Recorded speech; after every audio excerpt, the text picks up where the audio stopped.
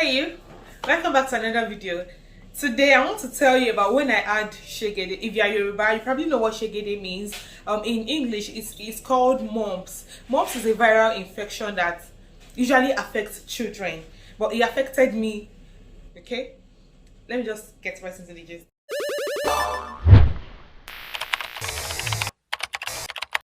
If you are seeing me for the first time, my name is Fola.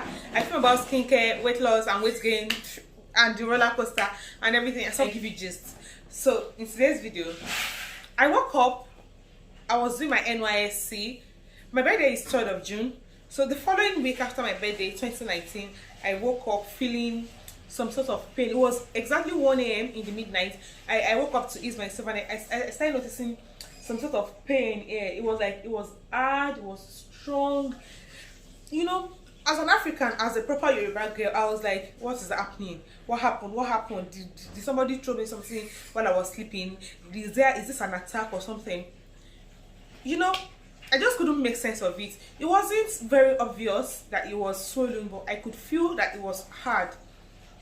I struggled to go back to sleep by the time I woke up. By the time I woke up around 6 a.m., this whole place, like from here to here, was already swollen. And then I just told my friend, I was even with my friend then, Sharifat. So I told Sharifat that I don't understand this thing. I don't know why this place is swollen. And the previous day, I ate tiger nut. So I was feeling, I thought maybe, you know, tiger nut is strong. Maybe that one was particularly strong. Maybe that's why I had this thing.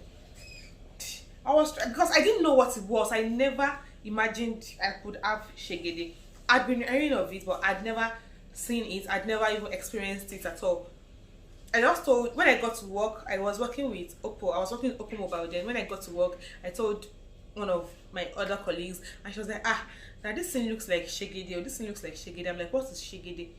And she was like, shagbon shegede. I'm like, what does it mean? She told me that if it's actually shegede, that it will still swell up, that one thing. I was like, no, my face is not going to swell up in Jesus' name.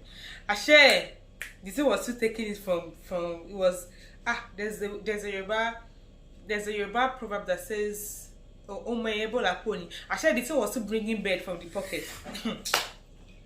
By the time I slept that day again, that's the following day, and I woke up, it had swollen up to here. Like what you are seeing right now on the screen. Like, I woke up and I looked into the mirror. I could not recognize myself. I just started crying that, God, who did I offend?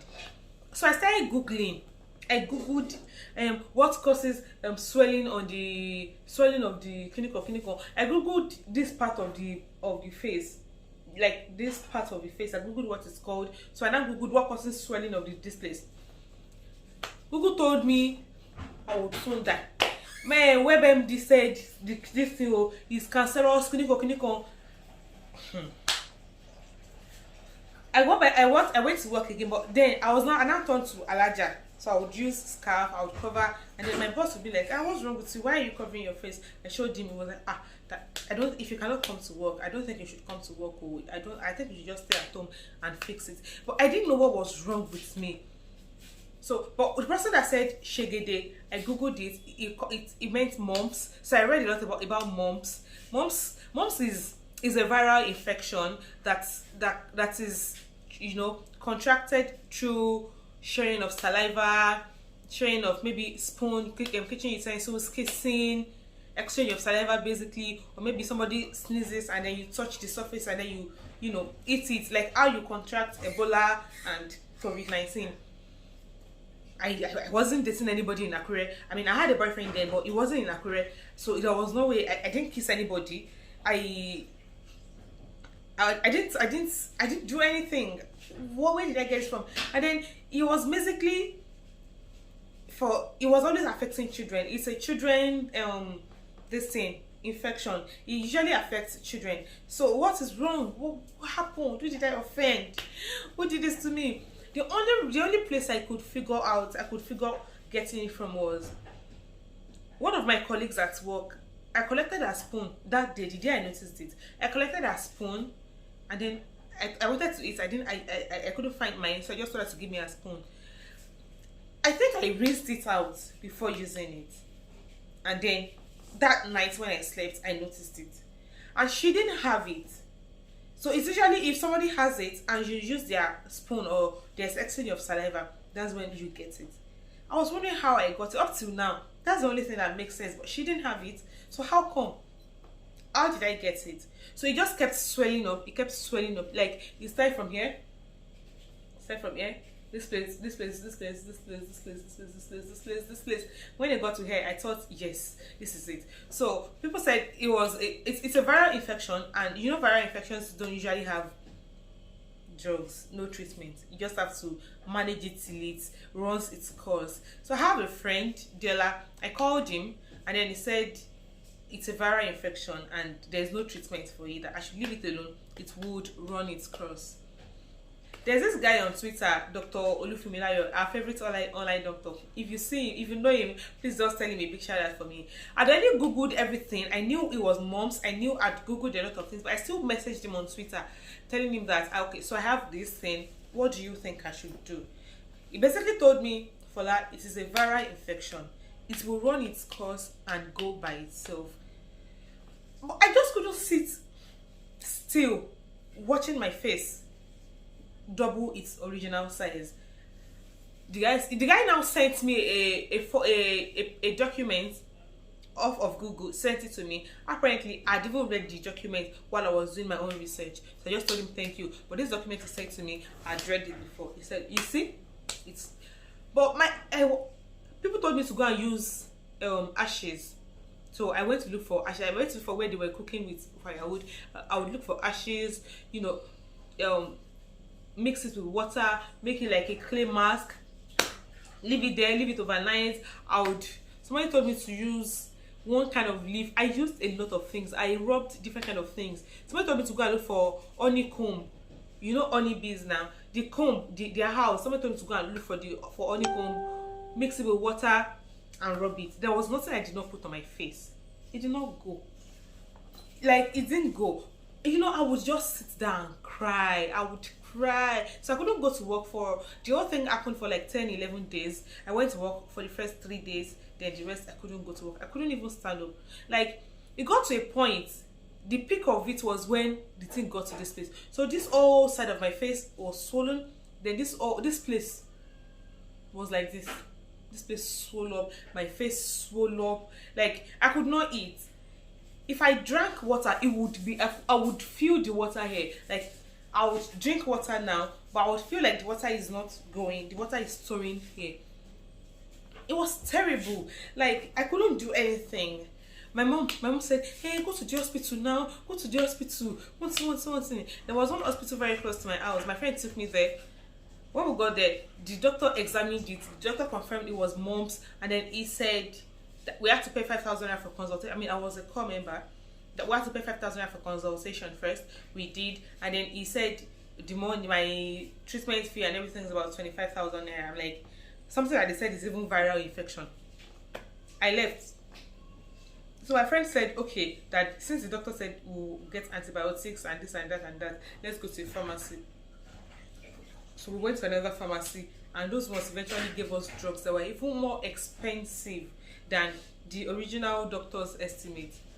We shall eventually bought the drugs, and I started using, but I could not sleep. The only thing that kept coming to my mind was, what if this thing does not leave? What if this thing does not leave? What if, who will marry me like this? How will I go out like this? Why would my face be like this? God, who did I offend? Did I offend anybody? Did I insult anybody? Because I can be, you know, my tongue can be very sharp. Ah, God. Like, I would pray, God, please, let this cup pass over me. I don't want to look like this. I don't want this to be my life. I even felt maybe because somebody wished me a happy birthday and I did not respond very well. Maybe that's why they inflicted me with that kind of affliction. There was nothing I did not think of. But after like 7 days, it started reducing. Then after 10 days, I could feel that my face was not completely, you know, back to its normal size, but it was better. It was after 10 days it got better. Then gradually my face started going back to its normal form. So it was a very terrible experience. That had to be like the most difficult 10 to 12 days of my life.